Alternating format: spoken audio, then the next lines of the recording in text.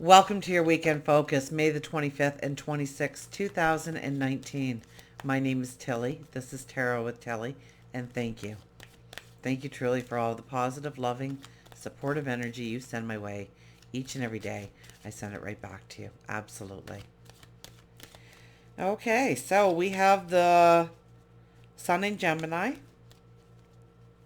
which is kind of a playful energy, so it's good for the weekend.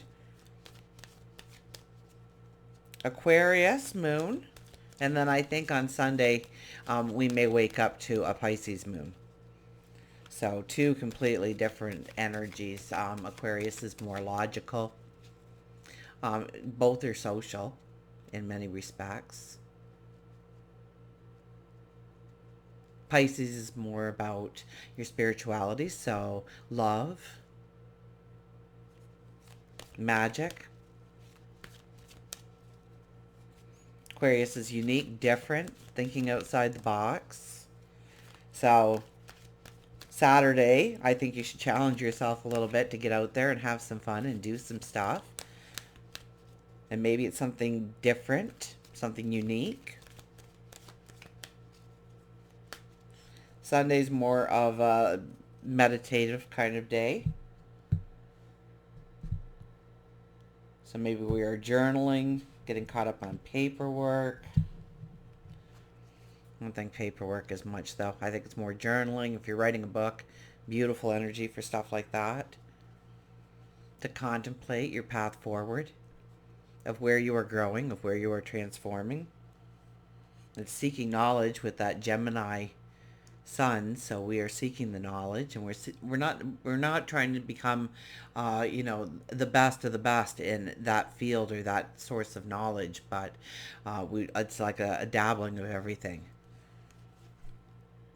Wheel of Fortune. You never want to play Trivial Pursuit with the Gemini. They'll win every time. Wheel of Fortune. We're moving into new spaces. We are moving into a new season. We are moving into a new path. We are moving into better things. So things should be coming easier for us. We will feel more grounded or more confident or maybe a little bit more courageous to really step into who we are and who we want to be going forward.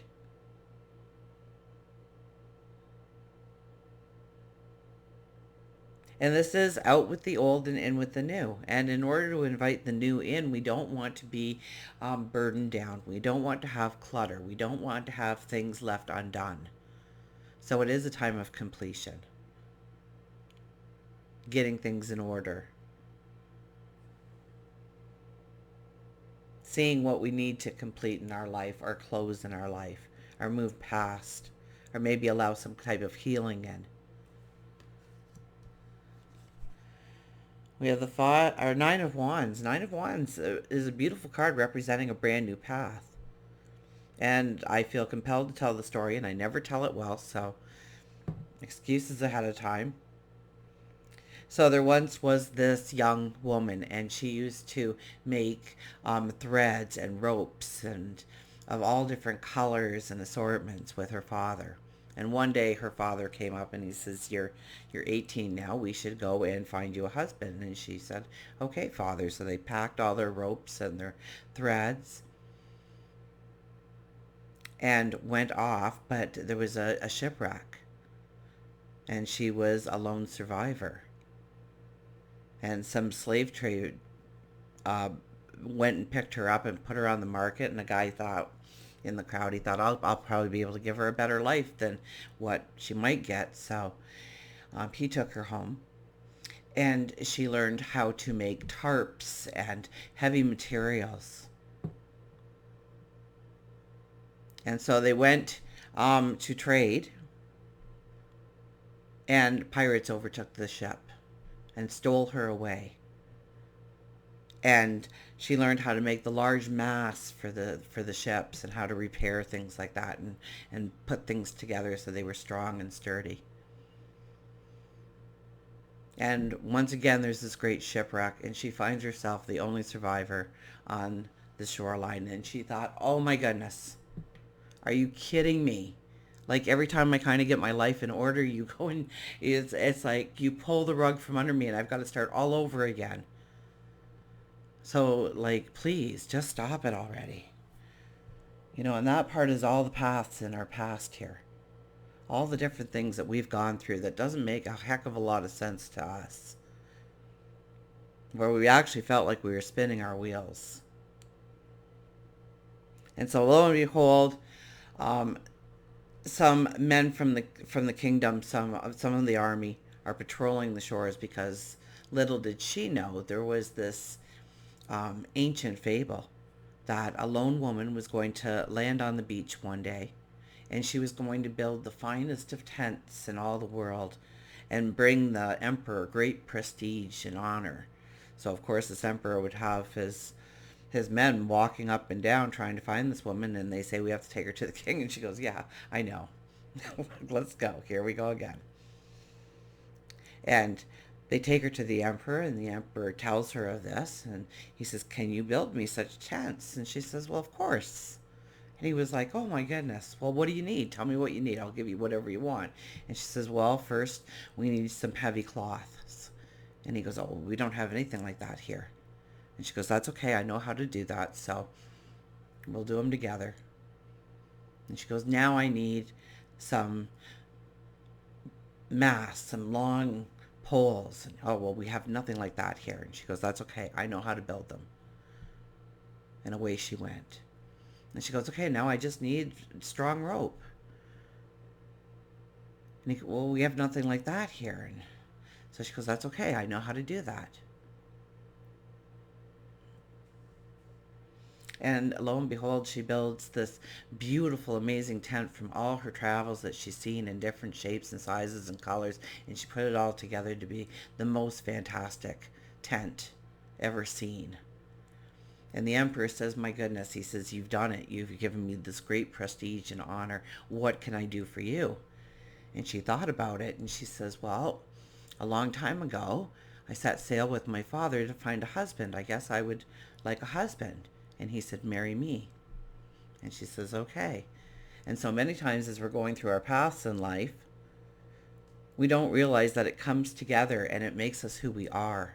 It molds us into the person we need to transform into in order to step onto that path. And that path is new and you're going to need courage. And look at all the paths behind you. Each one of those wands represent the path, a path of your life. And they all have great growth on it. They're all standing strong and tall. And you hold this gnarled one in your hand, and it looks nothing like the others. And yes, you know you're in it for the long haul, but you know that you've gotten to a point. So there's this confidence in you going forward to really step into something new, original, maybe something from the heart, maybe something unique. So outside the box it could be, or it could be a great passion. We have the Seven of Swords. The Seven of Swords, I'm thinking right away, you got to stand on your own 2 feet and trust yourself here. And if it doesn't feel right, it's not right. And if you don't believe it, it's probably not true. And you have to be very careful about what you are taking forward with you right now. So this is a beautiful card to let go of energy that no longer serves you. We've picked up 3 of the swords, but we've bypassed 2 of them for whatever reason. We simply might not need all these swords, so why take them all? And yet we stoop for that other thing in the grass. What is that other thing? What is that other tool? Why are we sacrificing the 2 swords for that? So it's looking at your environment and saying, I really need this in order to move forward, and this has just become clutter, or this has become redundant to my life. I don't need this anymore. Because everything that you have around you does hold a vibration, does hold an energy. Now, this is really about trusting yourself, your gut, your intuition.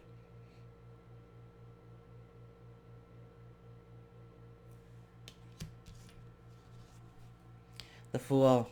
The Fool talks about a brand new journey forward, a brand new path. And we are not burdened down by anything here. So it's telling us that if we really use the energy this weekend constructively in our life, we can release a lot of things in order to move ourselves forward. A lot of it is trusting in ourselves and the belief that we are moving into something better, something unique. And then the Fool shows up to say, of course you are. And we have the Page of Swords. Well, I do like the Page of Swords, but I do have to warn you, don't be too reckless. Okay? Sometimes the Page of Swords, it's like the teenager who is a little bit, something's got to happen. This is boring. I'm going to just do something for the excitement of it. And it usually turns out wrong. This is where we have to watch what we say and watch what we do a little bit. But she's young, and she just wants the situation to change, or energy to move in a new direction, and so she just does anything without thinking it through. And so we just don't want to be too spontaneous in what we do, in our words, in our actions. We need to think it through. Absolutely. But right next to the Fool, I think there's some kind of, a calculated risk is extremely good. Because she does follow the Fool card. Very young energy. So remember, we will land on our face a few times, right? It is just a gnarled little tiny stick that we're holding there. But it's going to turn out to be more majestic than any of the others, because all those paths have led you to this moment. It's understanding that. And yes, so there might be some kind of educated, fun risk that you can take in your life, taking a chance on you, taking a chance on your beliefs, on your values, on your passion, on your love.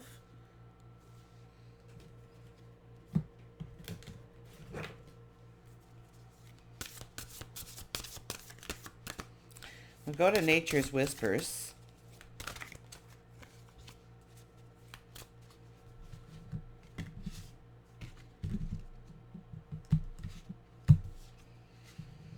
Inner Truths. 16, and that's a 7. That's really being the 7 energy is so much about standing in your truth and honoring your own truth. So Inner Truths. 16. There is a lot of depth to your feelings. You are on the way to understanding your feelings and desires more clearly. The next steps on your path will soon reveal themselves. Stay vigilant to new opportunities that may lead to the beginnings of novel projects or assist with current ventures. Look around you and within. Be willing to do the work at the deepest level, as you will find jewels of wisdom, knowledge, and inner voice all waiting patiently to assist you. Nature's crystals are created deep within the earth. Go deep and find your own treasures. Go deep within yourself, because your treasure lays within. It's all tangled up in your heart and your passions and who you are. And so if you like painting, paint. If you like writing, write. If you like cooking, cook. And where do you want that to lead you going forward? Is it health and well-being? Job or career? Maybe something within the community, helping others? Your spirituality?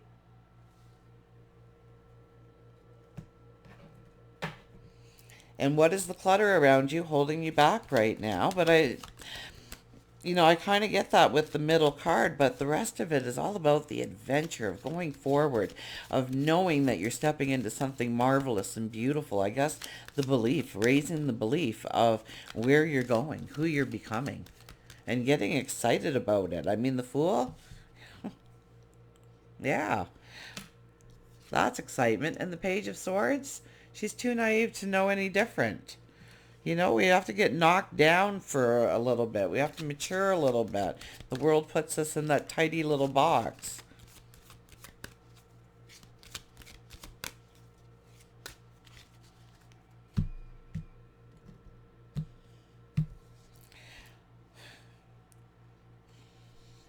Find your identity.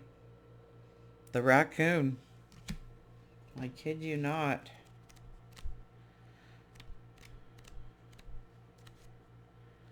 Oh, I passed the raccoon. Hiding, mirror, right, destiny. A person often meets his or her destiny on the road they took to avoid it. Raccoon tells you are hiding from your true self, All too often, when we lose our identity, and even friendships, love relationships, career, relationships are a mirror of who you are at the time. And if your self esteem is low and sad, you will attract the same. On the outside, the person or situation may be perceived as the life of the party, but inside they are crying with confusion. It is never good to create relationships out of the illusions and treat them as patchwork or a quick fix in what you don't have in your life. They are supposed to be a complement to who you are and help you grow, both of you or all of you, if taking it in the context of friends, co-workers, career. Now, that doesn't mean we hermit ourselves away until we figure it all out. It means we need to work to heal ourselves, to become the person that we want to be. Be the person you want in your life. No matter what disappointment you've had in your life, you cannot forget to celebrate who you are when that job promotion doesn't come through or the person you hoped was the love of your life just leaves. It's easy to get caught up in the negativity of despair, but it just means that you're not in the right spot to attract what you want. So take the time to change that. So, first thing Raccoon wants you to do is write down 10 qualities that you love about yourself. And it could be about appearance, but it doesn't have to be. Then write down 10 qualities of things that you would like to change or work on. And now look at those 10 qualities and say, okay, are some of these things that I actually have control over, or I just have to accept as part of me? Eat right. Put the black colored clothes to the back of the closet and force yourself to wear a colorful shirt or scarf. And so often everybody, I always have the couple that say, well, I have to wear black. Well, they don't know what color your panties are, okay? They don't know maybe what color your socks are. So you can always get around that, If your coat, wearing it to work, or a scarf, or your earrings, jazz it up with a little bit of color. Nobody has to know but you. Use positive affirmations, put them all around your apartment, your house. Use art, index cards, whatever. Surround yourself with the positive. Put on fun music and dance. And cry. Don't feel bad about crying. That allows a release. That allows a healing. The last thing you want to do, any human being, is to hold back those tears and keep it bottled up. Eventually it does come out, and it does come out at times when you really wish you would have dealt with it earlier. So just deal with it. Allow those tears to come out. Allow the healing to begin. Know that it takes time to heal, and don't patch your heart with another toxic relationship.